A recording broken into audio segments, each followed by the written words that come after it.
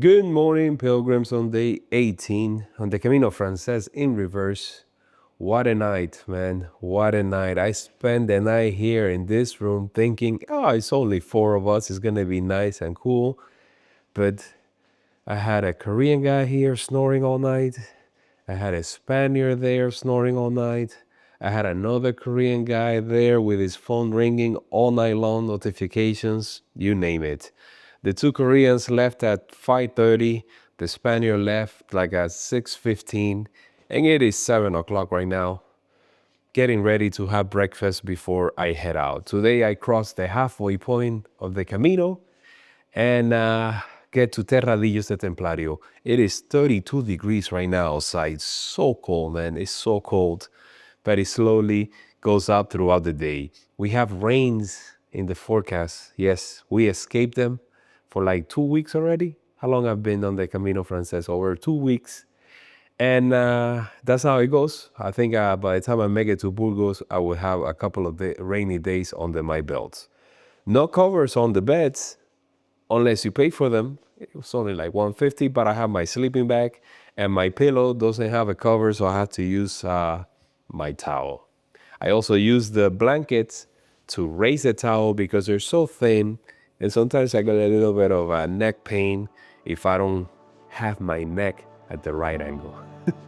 Let me pick everything up, have breakfast at 7:30, and I'll see you guys as soon as I head out.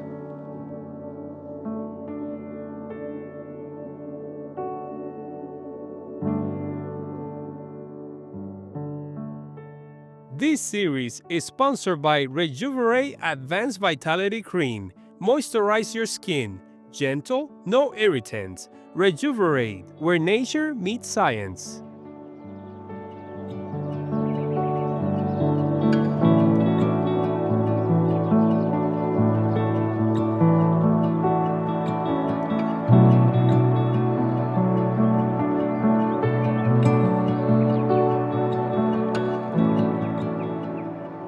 That has to be one of the best breakfasts that I had so far.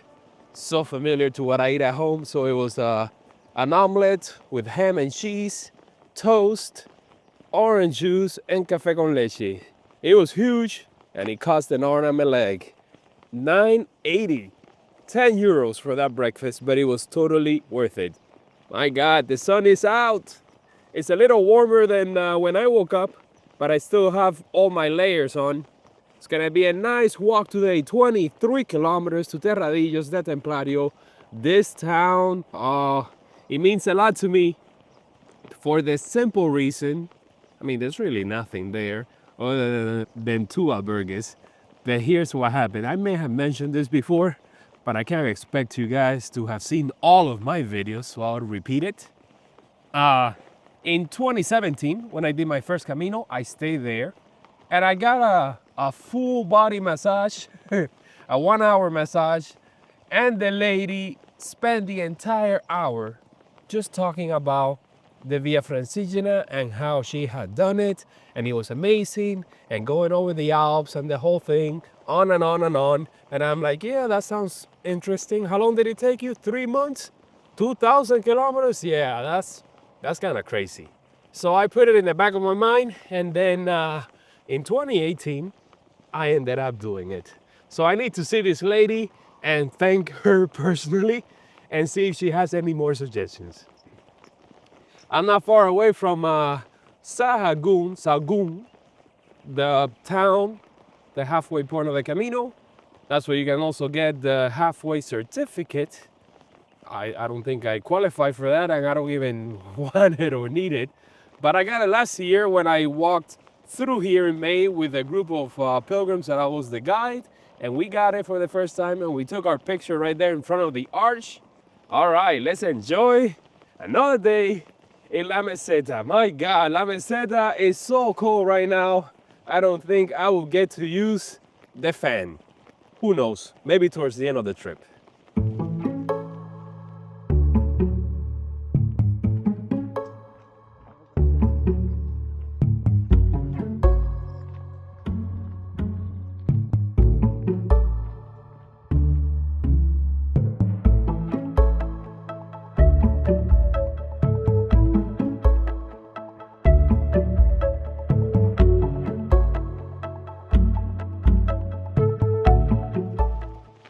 I've been hitting the morning rush hour pretty hard, consistent line of people passing me by, and we're about to say goodbye to the Stairmaster section of the Camino Francés here in La Meseta, but we're so grateful for these trees.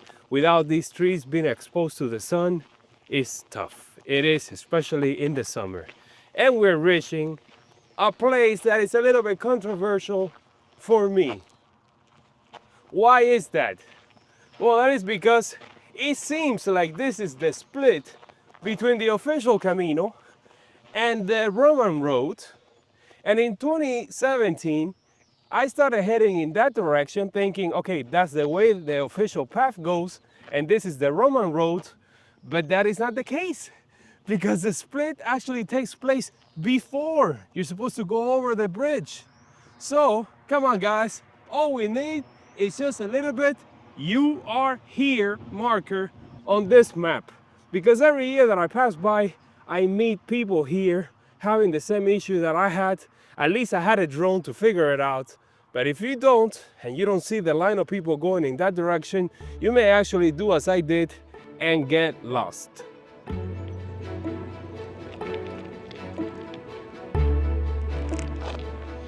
If you get lost now, I don't know what to tell you.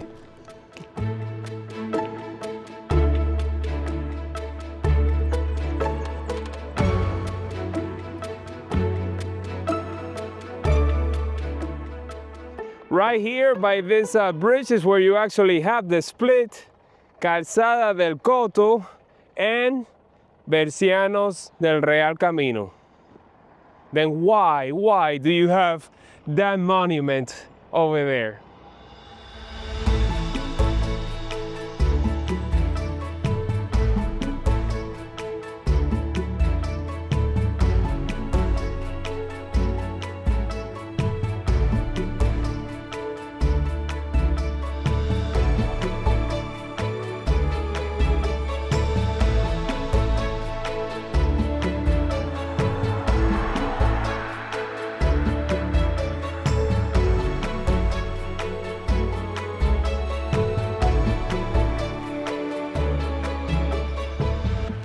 Is this a Camino?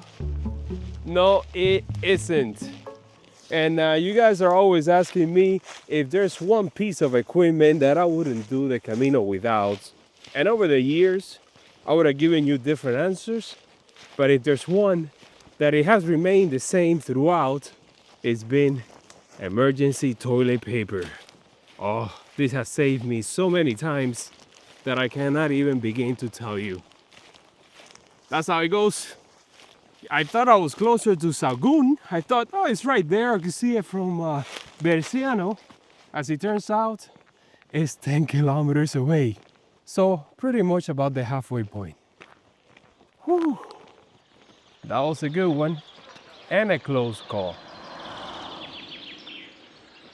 Well, this is the first. The beautiful bridge that leads you out of Sahagun is closed for renovations. So I kind of had to look out for the pilgrims, and I saw them coming my way through an alternative route, which is what I follow. And pretty quickly I started seeing the yellow arrows. So now that I'm here, let me get a coffee. It's almost 11. Let me see, this is like the halfway point of the day. And I thought I was gonna get here faster. 10:40. Yep. I know exactly the place where I'm gonna have it.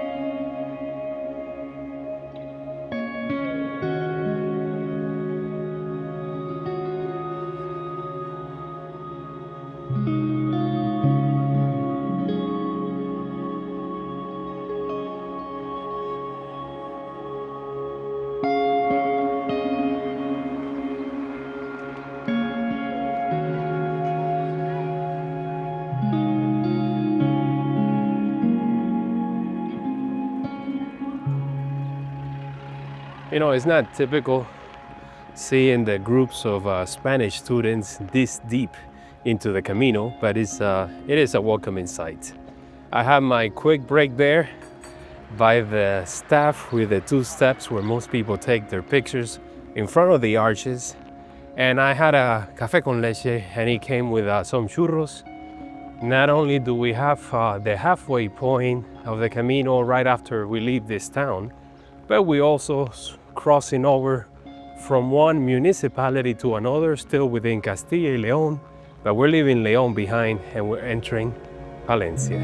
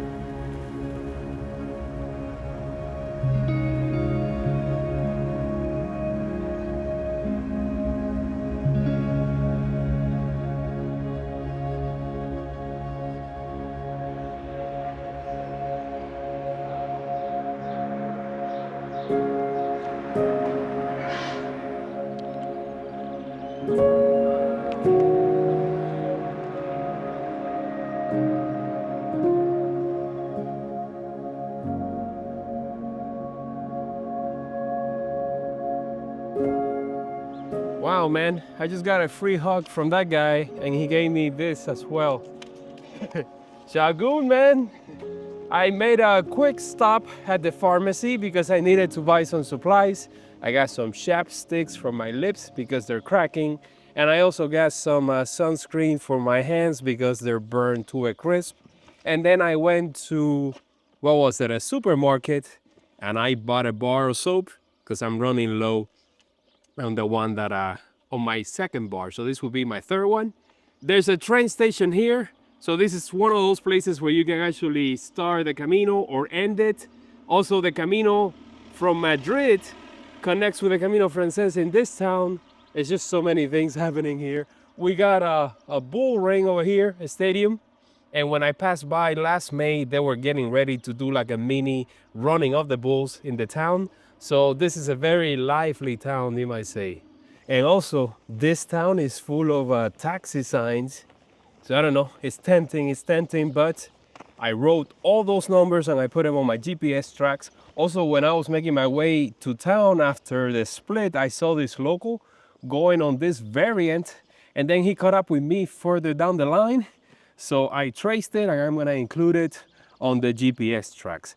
Now, the Camino is a super safe place to be, but like any country, you have to keep an eye out for crime. And in 2022, I almost got robbed in this very spot by this guy who tried to take my e-bike.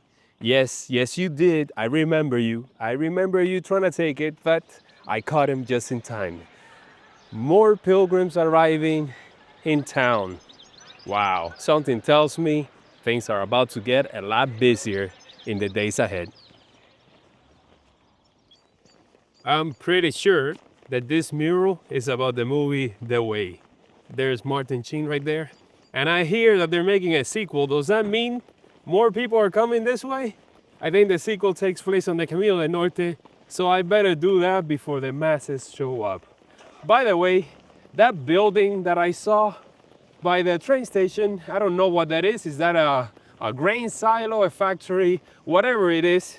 It's a great hideout for the zombie apocalypse with those tall walls. Oh yeah, it reminds me so much of The Walking Dead. And I got another story for you that I forgot that took place in this town. Man, this town is just full of stories. This happened last year, and it's a little bit controversial. But when I was guiding my group, we were in Pamplona, and there was a soccer match. The streets were jam-packed with people. I mean, I'm telling you, we walked like maybe 3 blocks, and we were just pushing our way through the crowds. It was massive.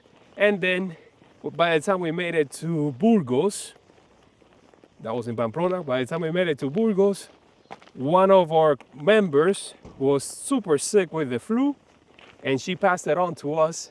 And by the time we made it to this town, I even got it, and we found out that we had COVID. So yes, I got COVID on the Camino for the first time ever. You know, I managed to miss COVID at home on the Appalachian Trail where I thought I was gonna get it for sure. Here on the Camino in 2021, and then in 2023 is when I eventually caught it. I did the PCR test and it was negative, but everybody around me had it. I had it for like a day, so I'm pretty sure I got it too.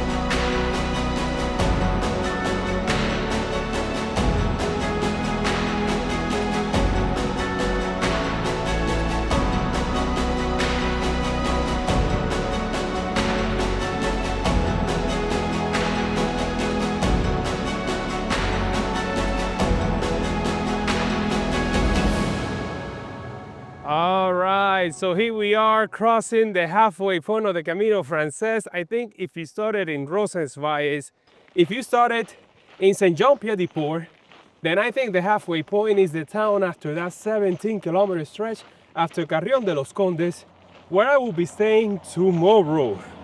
Now, for me, this will be like the 75% of the way since I started in Sevilla so many days ago. I think we're about to hit the 50th walking day and 60 days here in Europe. So it's been quite the journey, and we still got a long way to go. 75% to some port, and then we'll pick it up from there and go all the way to Rome. Now, what is this beef that I see between Castilla and León? You can see all the signs, they're kind of vandalized where they scratch out half the name. I don't know what's going on here, Spain. I don't want to get into politics, but at one point the Spanish Empire was so vast that they used to say that the sun will never set on the Spanish Empire. And now they want to break up and go back to the old kingdoms? I don't know. That doesn't make sense to me. Right now I'm walking next to this Nacional, and up ahead is the split or the border between the municipalities of León and Palencia, still in the autonomous region of Castilla y León. The next border crossing will be crossing into Burgos.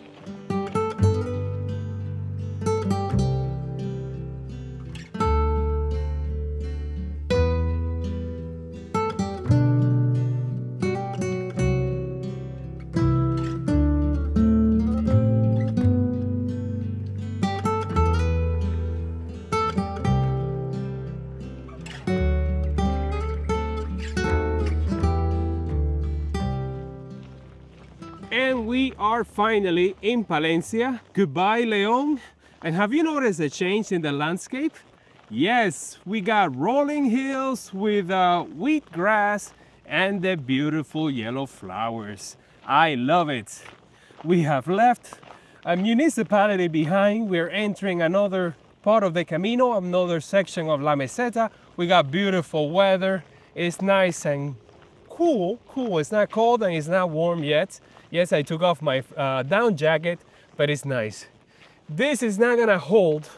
I think starting tomorrow, we may actually get some rain for an entire week, or at least that's what the weather forecast says. Now, I'm gonna take that with a grain of salt because on the Via de la Plata, it was constantly telling us it's gonna rain, and it wouldn't happen, which I'm not complaining, or it would just be a small drizzle. So at least that's what I'm hoping for. I'm hoping for strong winds coming from behind me so that they can push me, and just a light drizzle every now and then.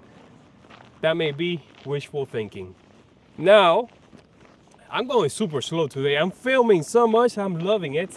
Everything is changing so fast. It's 1 o'clock, and let's see, the next town, or the first town in Palencia, will be San Nicolás del Real del Camino. Do I see it? I believe so. I believe that's the one. If that is the one, then I still have 6 kilometers to go. And I haven't had lunch yet. But I'm fine. When I have a big breakfast that includes eggs, ham, toast, when I have something like that, it holds me until lunchtime for sure. And then I have my second café con leche with churros. So I think I'm good. Maybe in this town, who knows, if they have a bar, which let me check in my very own GPS tracks and see, because I believe there is either one here or in the next one. There's the town, water fountain. Oh yes, there are 2 places. Let's go. Lunchtime.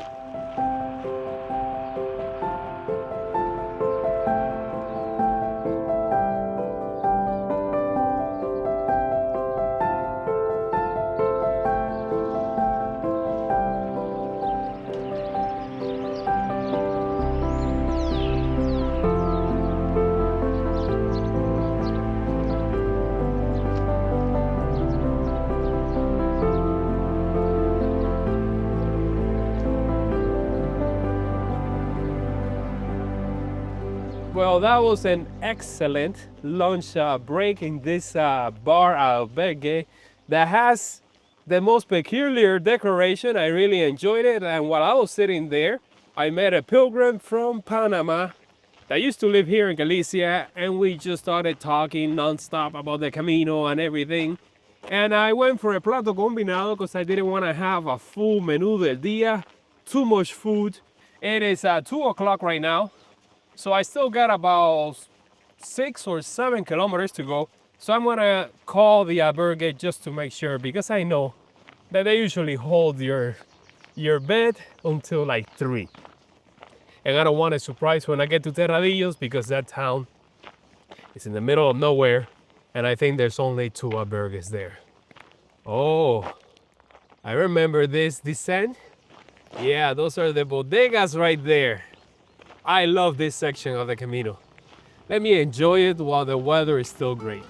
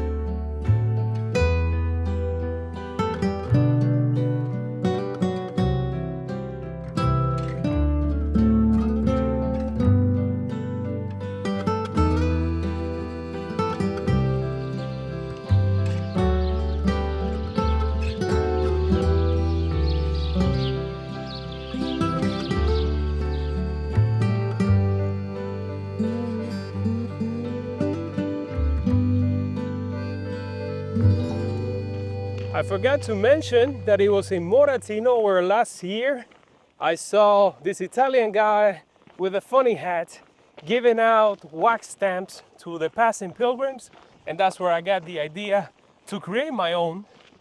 Little did I know that once I went online, I found his kit on Amazon, and I bought most of the stamps that he had, but at the same time I also created my own. I wish I would have brought it this time around, because I would have given it to all my subscribers that I saw along the way. But definitely on my next Camino, I'll bring the kit, because it's so much fun, and it's another way to connect, not just with my subscribers, but with other pilgrims. It's what I did on the Camino Portuguese, and it was a total hit. So it's not the last time you're gonna see a friend's wax stamp. All right, this video is gonna be super long, I can feel it.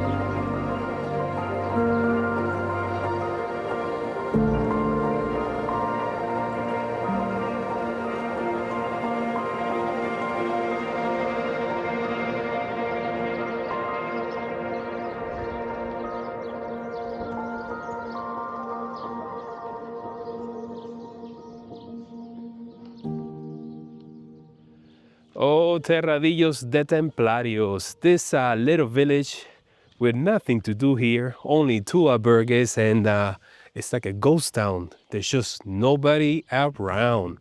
But that's how it goes. In these little villages in Castilla, León, out here in La Meseta, I got some sad news for you.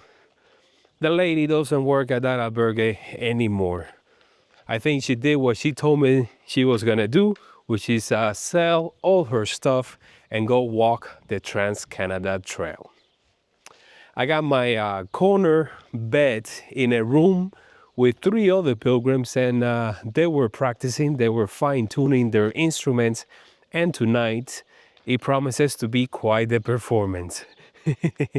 I took a shower, I handed over all my clothes to be done in the washer and the dryer, and just walking around the town now.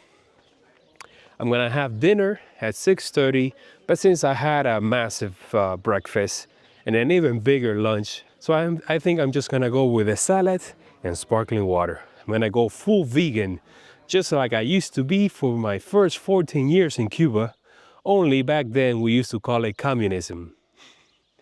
Tomorrow we have breakfast at 7 in the morning, and I think we're gonna completely escape from the rains.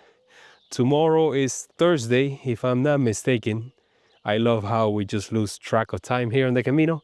So maybe Friday or maybe Saturday, we'll probably get a little bit of rain. So today's troll angel of the day is Helen Johansson. Thank you so much, Helen, for your troll magic. And I guess I'll see you guys tomorrow on another beautiful day on the Meseta. We're going to Carrión de los Condes. We're doing that 17-kilometer stretch with no support, meaning that I have to have lunch before I enter that stretch. If not, I'll have to have it in Carrión de los Condes. See you then.